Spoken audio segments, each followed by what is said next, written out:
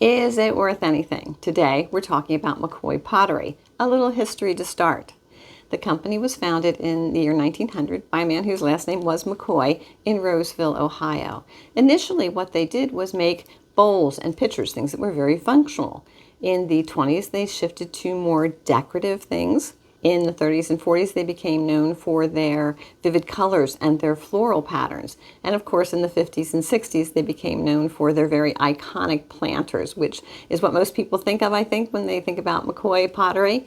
In the 1970s, the company started to decline, started to have problems. They were facing a lot of competition from overseas companies who were making things for a lot cheaper, I guess. And then the company closed its doors in 1982.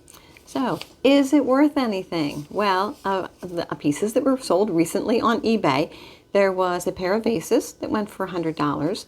A single vase went for $50. There was a cookie jar that sold for $40. And of course, cookie jars in general are kind of very collectible. There was an ashtray that sold for $35. And it made me laugh because I remember when I was first married in the early 1980s, like, everyone had an ashtray on their coffee table pretty much, whether you smoked or not. It was just kind of something you had in your household. So that made me think of that, which I thought was funny. There was a pair of bean pots that was $50.